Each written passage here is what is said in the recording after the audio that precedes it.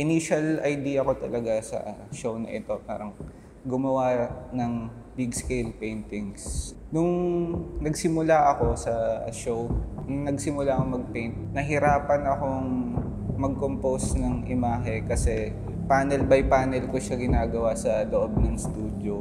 So parang nahirapan ako, tapos nag-decide ako na lumipat sa bakuran namin sa ilalim ng puno magpinta. Doon parang magandang spot yun para sa painting, kitang-kita ko lahat. Parang naisip ko lang din, parang malaking factor din yung paglipat ng setting ng painting sa act ng painting. Sa loob ng studio, parang ang kasama mo doon silence. Tapos sa labas naman parang kailangan mong embrace yung ingay ng labas, yung gulo.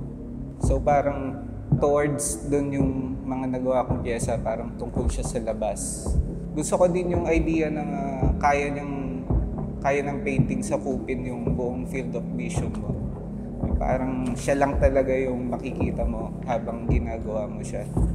Parang natutuwa ako dun sa sa process na yun. Yung works ko parang pinifilter out ko lang din naman yung nangyayari sa external world. Tapos parang nire-reshape lang siya ng sarili kong visual language. Kapag nakakita ako ng mga mural sa labas or kaya mga graffiti, na-amaze ako sa scale nila at saka kung paano nila hino-hold yung gaze. Para siyang grip sa mata eh. So parang gusto ko siyang i-emulate sa painting, yung pakiramdam na yun. Sinisimulan ko yung painting ng walang preconceived ideas din eh. Parang diretso lang din ako, wala akong studies, wala akong notes. Parang intuitive lang talaga nangyayari lahat. Para sa akin kasi yung pinaka-natural para sa sarili ko.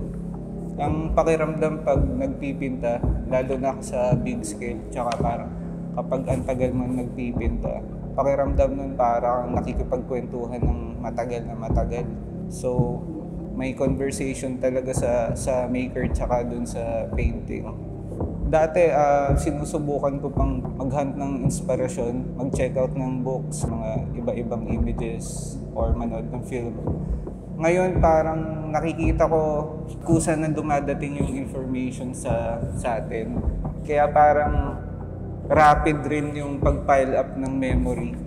So, itong mga paintings ko, parang tingin ko, yung doon ako kumukuha sa file na yun. Pakiramdam ko yung file ng memory na yun, parang infinite source siya ng material para sa painting. Hinahayaan ko lang din parang open lang yung painting ko. Gusto kong masalamin lang niya yung life condition ko or condition ng society siguro. Isa sa binabalik-balikan ko sa painting kasi pakiramdam ko pag nagpipinta ka, ramdam mo yung diwa.